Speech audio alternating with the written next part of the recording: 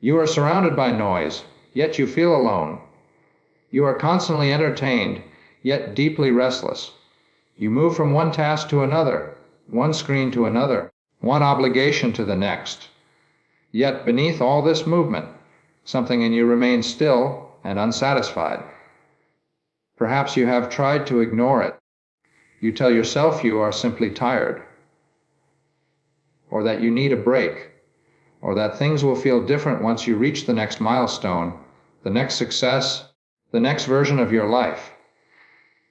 But even when the moment comes, when the work is done, when the distraction fades, you are left with the same quiet feeling, a kind of inner emptiness that cannot be explained away. You may even feel ashamed of it. After all, you have what many people desire: opportunities, access, comfort, connection. And yet something within you remains untouched, as if your life is happening on the surface while something deeper waits to be lived. So you fill the silence with noise, with activity, with constant input, not because it satisfies you, but because it keeps that emptiness at a distance. But listen carefully. This emptiness you feel is not a failure of your life. It is not a defect in your mind. And it is not something that more distraction will ever cure. It is a signal, a quiet, persistent call from the deepest part of your being. A call that says you are living, but not yet fully alive. You are present, but not yet rooted. You are doing much, but you have not yet learned how to be. And until you are willing to face this emptiness, not escape it, you will continue to carry it, no matter how full your life appears from the outside. So do not rush to silence it. Instead, for a moment, be still and listen. You believe your life is full because it is busy. From the moment you wake, your attention is claimed. Messages, responsibilities, plans, expectations, each one asking something of you, each one pulling you outward. And by the end of the day, you feel spent. So you assume this must mean your life is full. But fullness is not measured by how much you do. It is measured by how deeply you live. A life can be crowded with activity, yet empty of meaning. It can be filled with noise, yet devoid of substance. It can appear successful, even admirable from the outside, while remaining hollow within. Business gives the illusion of purpose. It convinces you that because you are occupied, you are progressing. Because you are moving, you are arriving somewhere that matters. But movement without direction is not growth. And activity without reflection is not life. You have learned to fill every space, every quiet moment with something. A screen, a task, a distraction. Because stillness feels unfamiliar, even uncomfortable. Yet it is precisely in those unfilled spaces that your life begins to take shape.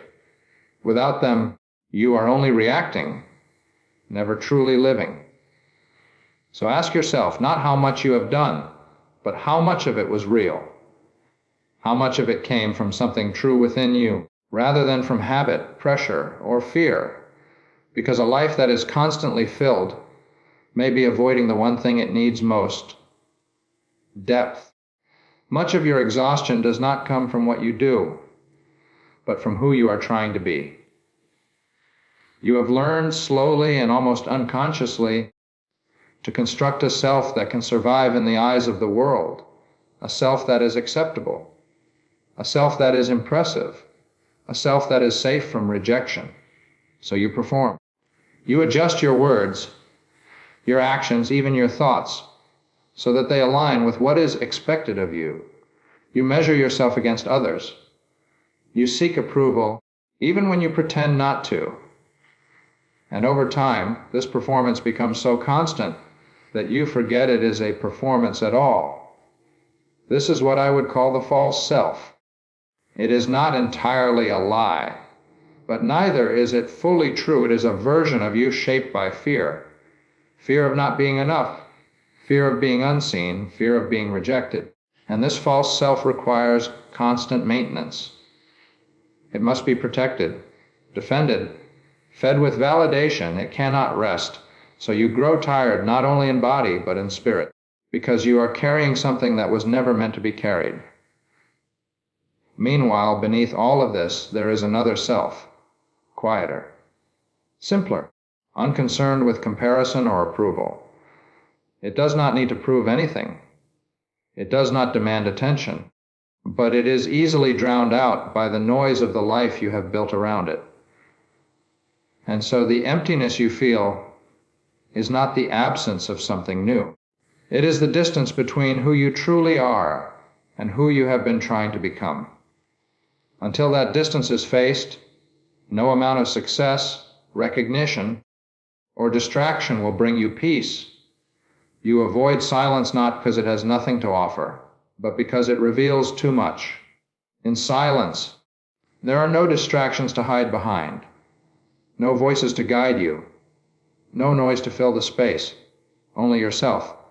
And this is what makes silence difficult, because when everything becomes quiet, what you have been avoiding begins to surface. Unanswered questions, unsettled emotions, a sense of disconnection you have not fully named. So you turn away, not deliberately but habitually. You reach for your phone. You fill the room with sound. You keep yourself occupied, not because you are fulfilled, but because you are uncomfortable. Noise becomes a refuge, but it is a shallow refuge. Protects you from discomfort, while also keeping you from truth. Silence, on the other hand, does not comfort you immediately. It confronts you. It strips away what is unnecessary. It removes the layers you have built around yourself. And for a moment, this can feel unsettling, because you are no longer distracted from your own reality. But within that discomfort lies something essential, because silence does not only reveal what is wrong, it also reveals what is real. It creates space for clarity, for honesty, for understanding. And without that space, you remain trapped on the surface of your own life. So the question is not whether silence has value. The question is whether you are willing to face what it shows you. Because the emptiness you feel grows louder and noisy, but it begins to make sense in silence. You have been trained to live outwardly.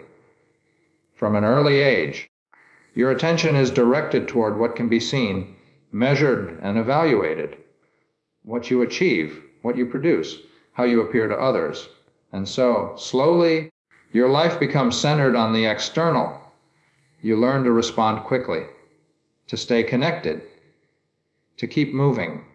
But rarely are you taught how to turn inward, how to sit with your own thoughts without distraction, how to listen to the quiet movements of your own soul, how to simply be, without the need to prove or perform. And without this inward attention, something essential begins to fade, your inner life, the place where meaning is formed, where clarity emerges, where your deepest self can be encountered. When this inner life is neglected, you may continue to function, even succeed, but something feels missing, because you are living only on the surface, reacting to everything around you without ever returning to the center within you. And over time, this creates a kind of fragmentation. You are present everywhere except within yourself. This is why, even in moments of rest, you may still feel unsettled, because rest without inward awareness is only the absence of activity, not the presence of peace. To recover your inner life is not to withdraw from the world entirely. It is to reestablish a relationship with yourself, to create space where you are no longer defined by what you do, but grounded in who you are. Without this, your life may appear full, but it will not feel whole. You believe that what is missing can be found by adding more success, more experiences, more recognition, more control over how your life unfolds. And so you continue to reach outward toward the next achievement, the next improvement, the next version of yourself that promises to finally feel complete. But each time you arrive, The satisfaction fades, and what you hoped would fulfill you quietly leaves you unchanged. So you try again, not because it works, but because you do not yet see another way. This is the quiet illusion that governs much of modern life, that fulfillment is something you can accumulate. But emptiness is not caused by a lack of more. It is caused by a lack of connection. You are not empty because you have too little. You feel empty because you are disconnected from your inner life, from stillness, from what is real and essential within you. And no amount of external gain can restore that connection. Because what you are seeking is not outside of you. It never was. The more you chase fulfillment in things that cannot provide it, the further you move from what can. This is why even those who seem to have everything often feel the same quiet dissatisfaction, because the problem was never what they lacked, but where they were looking. Until this is understood, you will continue to pursue what cannot satisfy and overlook what already holds the possibility of peace. Solitude is often misunderstood. You have been taught to fear it, to associate it with loneliness, isolation, or absence. So you avoid it.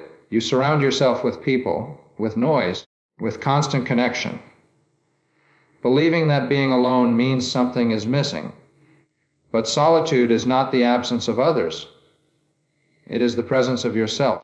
It is the space where you are no longer shaped by expectation, no longer reacting, no longer performing. In solitude, there is nothing to maintain, nothing to prove, nothing to defend. And at first, this can feel unfamiliar, even uncomfortable, because you are left without the distractions that normally define your experience. But if you remain there, without rushing to escape, you begin to notice something. A quiet clarity, a kind of honesty that does not exist in noise. The false self begins to lose its hold. The constant pressure to appear a certain way begins to fade. And in its place, something simpler begins to emerge. Not a new identity, but a more truthful one. This is why solitude is not something to fear, but something to practice. Not as an escape from life, but as a return to its center. Because it is only when you are able to be with yourself, without distraction, that you begin to understand who you are. And from that understanding, a different kind of peace becomes possible. Not one that depends on circumstances, but one that grows quietly from within. The emptiness you feel is not something to be eliminated. It is something to be understood. You have treated it as a problem, something to escape, to silence, to overcome as quickly as possible. But in doing so, you have missed its meaning, because this emptiness is not merely absence. It is an invitation to stop running from yourself, to stop filling every moment with distraction, to stop constructing a life that keeps you distant from what is real. It is a call to return, not to something new, but to something that has always been there, beneath the noise, beneath the roles you play, beneath the identity you have built to survive. There is a self that does not need constant validation, a self that is not defined by success or failure, a self that is already whole, though often ignored.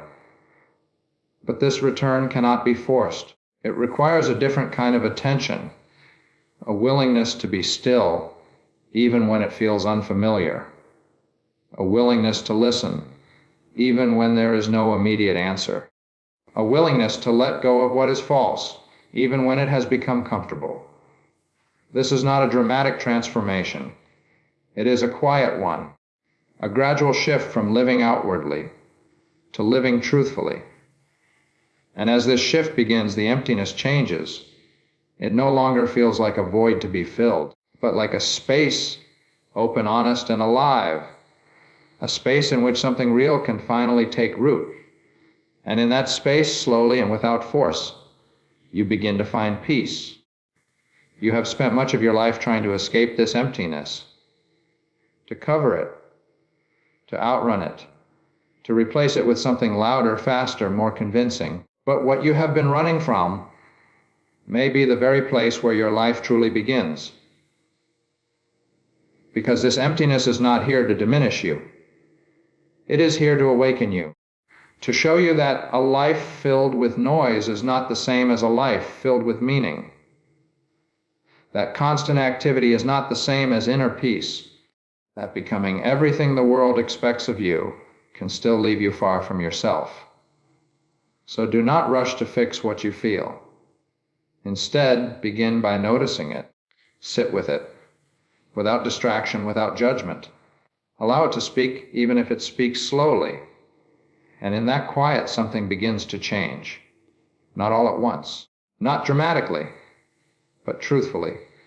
You begin to see more clearly, to live more honestly, to let go of what was never essential. And in time, what once felt like emptiness becomes space. Space for clarity, space for peace, space for a deeper kind of life. If something in you recognizes this, if even a small part of you feels that this is true, then stay here. There is more to explore, more to understand, and more to rediscover within yourself. Subscribe and continue this journey toward a quieter, deeper, and more meaningful life.